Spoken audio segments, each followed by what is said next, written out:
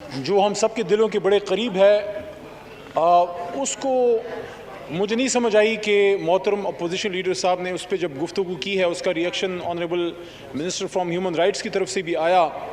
मैं तो आपको फैक्ट्स फिगर सामने रखे कि ये इशू हुआ और वज़ीर-ए-आज़म पाकिस्तान से परवेज़ खटक साहब ने और मैंने हम जाके उसी दिन मिले जब प्रेसिडेंट साहब की स्पीच थी। जब उनके नॉलेज में हम लेके आए, उन्होंने कहा कि किस तरीके से हम इनको रिवाइव करा सकते हैं। और मोहतरम अपोजिशन लीडर जो हैं, ज़ाहिर है उस वक्त वो पंजाब के वज़ीर आला थे, लेकिन इन्हीं की जमात की हुकूमत थी जब ये जो हमारे मुलाजमीन हैं, और मुझे ऑनेस्टली मैं फील करता हूँ शहबाज साहब को, ऑनरेबल अपोजिशन लीडर साहब को उनका दर्द होगा क्योंकि वो इस वक्त नहीं थे मरकज़ में, जो उन्होंने बात की है उनको दर्द होगा। लेकिन जब ये डिसमिस किए गए तो 2017 में मुस्लिम लीग नून की हुकूमत थी, लेकिन हम माजी में नहीं जाते।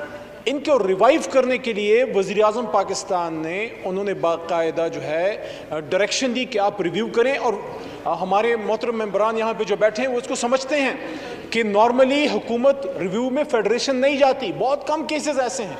तो इसमें अब रिव्यू में हम गए हैं और हमारी ख्वाहिश है और अटॉर्नी जनरल साहब की भरपूर कोशिश होगी, हम उम्मीद रखते हैं कि honourable supreme court of Pakistan जो है इन 16,000 मुलाजमीन ज़्यादातर इनकी फैमिलीज़ हैं, उनमें कुछ ऐसे हैं, चूँकि मैं डायरेक्ट कॉन्टेक्ट में हूँ, खटक साहब भी हैं, उनमें बहुत से ऐसे हैं ऑनरेबल चेयरमैन साहब जिनका 1 साल रहता है, जिनके कुछ महीने रहते हैं। बहुत से मैं अब कुछ बातें ऐसी हैं जो वो जज्बातियत से ताल्लुक़ रखती हैं, लेकिन कुछ ऐसे भी हैं जो हार्ट अटैक्स हो गए हैं, कुछ लोगों को घरों के चूल्हे बंद हो रहे हैं। इस वजह से वज़ीर-ए-आज़म साहब का इसमें इंटरेस्ट है और आप पूरे ऐवान का भी इसमें इंटरेस्ट है।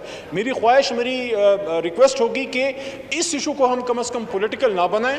अपोजिशन ने अपने जज्बात का इजहार कर दिया है, जो आपके जज्बात हैं वो हुकूमत के भी जज्बात हैं, लेकिन उसके लिए वे आउट क्या है, वो एक लीगल वे आउट है। ज़ाहिर है सुप्रीम कोर्ट इस मुल्क की सबसे बड़ी अदालत है और हमने किसी भी मौके पे उसकी डिसरिस्पेक्ट नहीं ना करनी है, ना हम कर सकते हैं।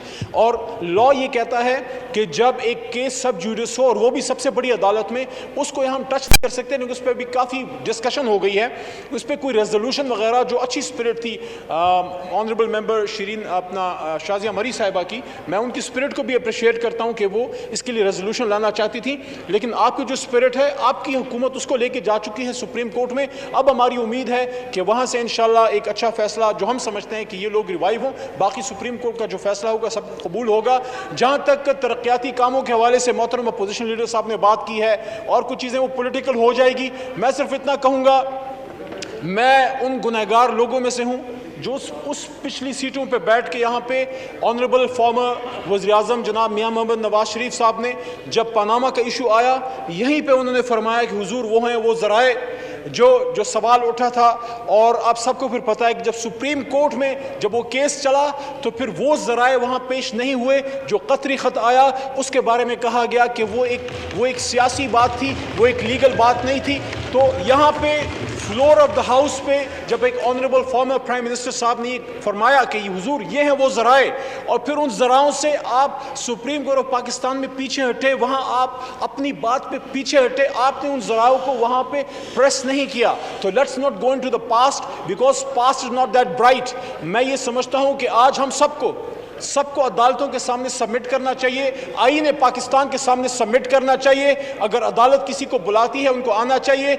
यहाँ पे गुफ्तगू हुई, हमारे वज़ीर-ए-आज़म जनाब मोहतरम इमरान खान साहब, उनको इसी सुप्रीम कोर्ट ने बुलाया और वहाँ पे जाके उन्होंने 7-8 महीने अपना केस लड़ के बाकायदा वहाँ से सादिक को अमीन डिक्लेयर होके आए। मैं तवक्को रखता हूँ कि हमारे मोहतरम साबिक वज़ीर-ए-आज़म मियाँ मोहम्मद नवाज शरीफ साहब भी, जो 3 बार के वज़ीर-ए-आज़म हैं, आज इस्लामाबाद हाई कोर्ट उनको बुला रही है, उनको भी आना चाहिए, मुझे भी जाना चाहिए, सबको अदालतों के सामने सबमिट होना चाहिए, क्योंकि अदालतें सुप्रीम हैं, आइन सुप्रीम है, ये पार्लियामान सुप्रीम है। लोग आते जाते रहते हैं, शख्सियात की नहीं। इस मुल्क में कानून की हुक्मरानी होगी तो ये मुल्क आगे जाएगा। मैं किसी लंबी बहस में नहीं पढ़ना चाहता, यहाँ पर माहौल ख़राब हो जाएगा। आप उसके लिए हम टाइम मांगेंगे और अच्छे अंदाज से जो पार्लियामानी रवायात हैं उसके मुताबिक बात करेंगे। रिकॉर्ड को दुरुस्त करना चाहता हूँ, सज़ा पनामा में नहीं हुई थी, अकामा में हुई थी। ये रिकॉर्ड है, रिकॉर्ड। और फिर अगर बात करनी है तो फिर बात बहुत दूर निकल जाएगी।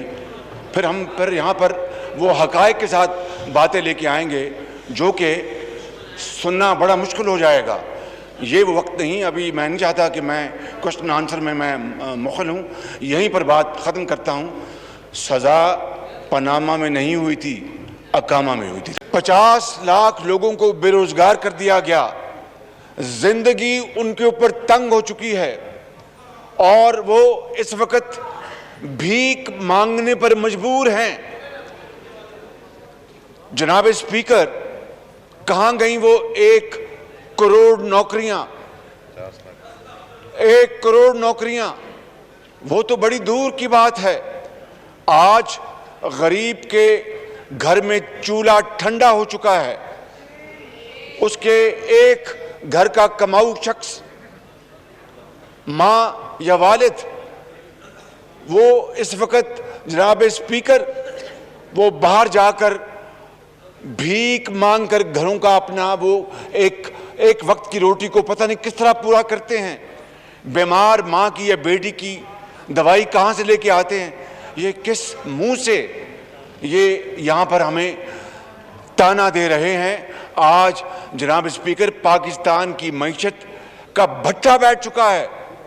पेट्रोल को देखें, इनका जो वादा था इलेक्शन, अभी बजट के ऊपर जो ऑनरेबल जो फाइनेंस मिनिस्टर हैं, उन्होंने कहा था कि हम कोई नया टैक्स नहीं लगाएंगे, लेकिन इस वक्त जहां पे स्पीकर बिजली की कीमत कहां जा पहुंची, इस वक्त पेट्रोल की कीमत कहां जा पहुंची, इस वक्त तेल की कीमत कहां जा पहुंची। मैं यहां पर इस वक्त आपका ज़्यादा वक्त नहीं लेना चाहता। मैं ये कहना चाहता हूं कि पाकिस्तान की तारीख में इससे ज़्यादा महंगाई का तूफान कभी नहीं आया। आज आसमान भी रो रहा है इनकी हरकतों के ऊपर, इनकी बदतरीन गवर्नेंस के ऊपर। जनाब स्पीकर, मैं ये कहना चाहता हूं कि जब ये बात करें तो पहले अपने गरेबान में झांक लें। बड़ा अच्छा कहा कि जब ये बात कर रहे हैं अपने गरेबान में देखें, कुछ वादों की बात की। मैं एक वादा याद दिला दूं, इन्होंने खड़े होके इलेक्शन में कहा पेट फाड़ के सड़क पे घसीट के लूटा हुआ पैसा वापस लाऊंगा, उल्टा खुद लूट के चले गए। किधर गया वो वादा? खुद लूट के सूट के भाग गया इसका भाई। मेरी ज़ात के हवाले से बात कर रहे हैं तो मैं अभी खड़े खड़े इनका हिसाब बराबर कर देता हूँ कि इत्तफाक फाउंड्रीज के जो मेरे बुजुर्गों ने बनाई, उनको ज़मीन मशीनरी बेचकर बैंकों का 6 अरब का जो कर्जा है वो पूरा किया और एक धेला इंटरेस्ट माफ नहीं करवाया जनाब स्पीकर। और अगर ये बात कर रहे हैं कौमी कर्जाजात की, तो फिर इस मुल्क में आज लोड शेडिंग ख़त्म किसके दौर में हुई जनाब स्पीकर? इस मुल्क के अंदर LNG की बुनियाद पर जो 5000 मेगावाट की बिजली के मंसूबे लगे, वो किस तरह लगे जनाब स्पीकर? इस मुल्क के अंदर जो इंफ्रास्ट्रक्चर बना है वो किस तरह बना? इस मुल्क के अंदर जो पब्लिक ट्रांसपोर्ट के लिए जो अरबों रुपए खर्च किए गए वो किस तरह हुआ? इन्होंने कर्जे लिए, लोगों को कर्जों से मार दिया, जकड़ दिया और तबाह कर दिया। इन्होंने एक धेले का मंसूबा नहीं बनाया।